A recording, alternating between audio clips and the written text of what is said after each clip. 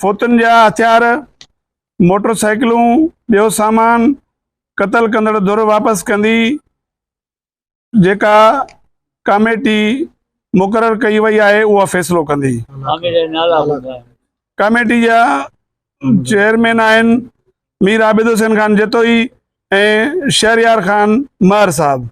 सभिनी धुरनि जो ॿियो नुक़सानु, जंहिंमें ट्रैक्टर ट्रालियूं, सोलर प्लेटूं, पखा, बोर, मोटर, अनाज, माल वग़ैरह जंहिं बि धुर हूंदो उहा धुर वापसि कंदी। कुझु धुरनि जे माण्हुनि जो माल ऐं सामान क़ुर पाक जी साख ते मञल आहे, जंहिंजी लिस्ट असां वटि मौजूदु आहे, उहो बाद में कयो वेंदो।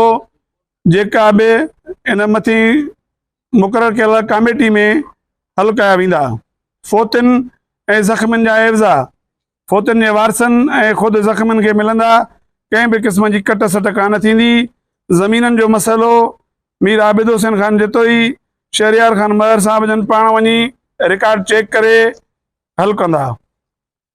धुरनि जा हिक ॿिए ते दाख़िल केस कानून मूजिबि निकाल थींदा।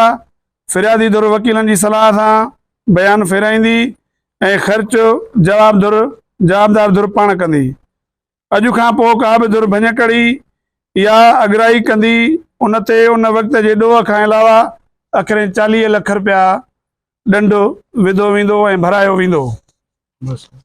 लाड़काणे जे जतोइन सां अब्दू जे रहमतुल्लाह महर जो नगावती मसइलो आहे, जेको अलहाज मोहसिन खान महर साहब ऐं अमीर अली खान जतोई साहब जन तारीख़ मुक़ररु करे गॾिजी फ़ैसिलो हल कंदा, मसइलो हल कंदा। अब्दुल मजीद कुर्सी जतोई जो मसइलो सलीम अहमद महर सां आहे, ॾेती लेती जो, जंहिंजो फ़ैसिलो बि थियल आहे। साईं सरदार अली गौर खान महर साहब जन DI साहब सां ॻाल्हाए सलीम महर खां रक़म अब्दुल मजीद खे वसूल कराए ॾींदा।